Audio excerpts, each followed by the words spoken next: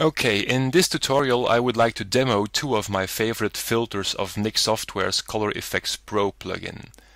I'd like to start off with the graduated neutral density filter. As landscape photographers will know, the graduated neutral density filter is a way to selectively darken the horizon of an image in order to make the sky better match the foreground in terms of exposure. However, as anyone who has ever tried a real graduated neutral density filter will tell you, this particular image is a situation where such a filter wouldn't have worked at all, because it needs a more or less linear horizon without major protrusions like this one sticking out of the sky. The same goes, by the way, for the graduated neutral density filter found in Lightroom, so let's start there before we dive into ColorEfexPro. Pro. As a general rule of thumb in Lightroom 4, you should now always correct the exposure first and set your exposure where you want your midtones to be. So if I do that, you will notice that the sky and the mountain range become a little bit washed out. Now I can try a Lightroom graduated neutral density filter, but you can already guess what will happen. It will do just the same as a real graduated neutral density filter would do, which is to darken everything. And this is where a plugin like ColorEfexPro Pro comes in handy. So we'll go to ColorEfexPro Pro 4 from our Edit In menu, which will render out the TIFF from what we've done so far and open that TIFF into ColorEfexPro Pro 4. ColorEfexPro Pro 4 always uses the last used filter by default, which is the dark contrast filter. And in this case I even kind of dig what it's doing, but since this is not about dark contrast but about graduated neutral density, let's pick that one. And let me quickly guide you through the settings of the filter, and in order to give you a better idea, I will drag the upper tonality slider all the way down, which is of course something I wouldn't do in a real life situation. But now you have a better feel of the other controls. The upper tonality, as you can see, controls the effect at the top of the filter, how much darkening or brightening you will put in there. The lower tonality will generally be set at 0 because this is the tonality or the exposure difference at the bottom of the filter. The blend is how harsh or soft your filter will blend from the upper tonality towards the lower tonality, and as such normally you will use a blend with at least some positive value. Blend at 0 can only be used in case of very sharp transitions between foreground and background. Then the vertical shift is how far from the top down the filter effect reaches, and the rotation is of course the angle at which you can put the filter. So let me put my filter somewhere in these lines, and I will now drag the upper tonality back up to a more suitable level. Probably something like this here. Now, this is before the graduated filter, this is after. Now, if you tell me this looks exactly the same as the graduated filter from Lightroom, that's true, but we're not done yet. What we'll do now is we will use some of Nik's patented control points to touch up the graduated filter locally. We will preserve some parts of the image from being influenced by the effect of the graduated filter.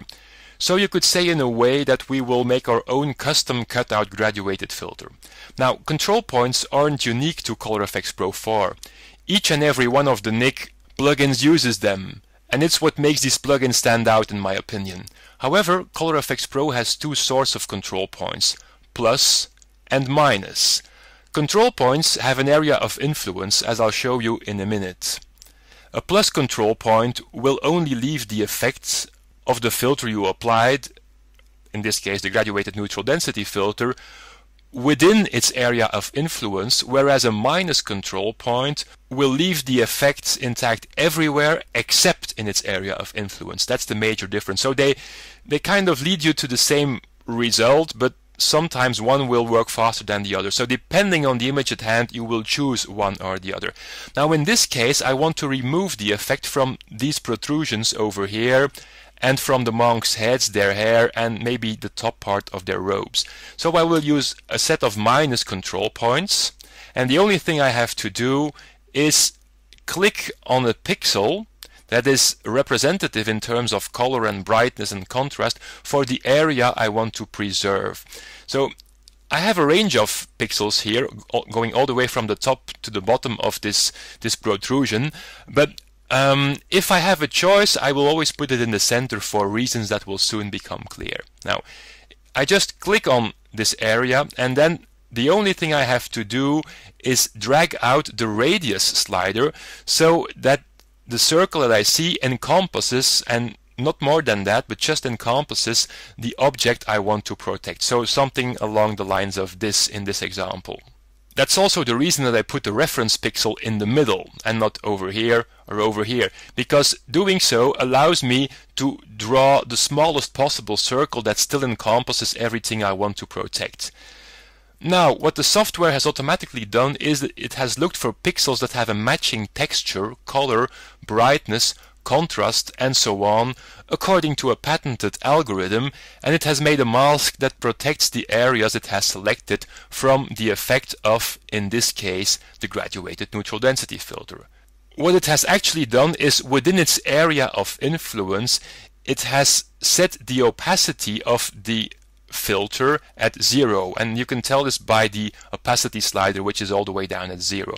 Now, in some cases 0 will be just perfect, but in other cases you might want to let some of the effect show through in order to have a more photographically realistic effect. And in this case I will settle for something along the lines of 25%. This gives me a better visual match between the touched and the untouched parts of the image. Now, having put this first control point into place, it's very easy to duplicate this and put it on the other areas that need protection. And to duplicate the control point, you just hold down the Alt or the Option key and you click and you drag it towards a new destination. So I need another one over here, and the only thing I have to do is to adjust my radius slider. I need another one over here, and then I need one in the hair, and for the hair I will actually set the opacity to 0 because I really don't want to lose any detail in the hair.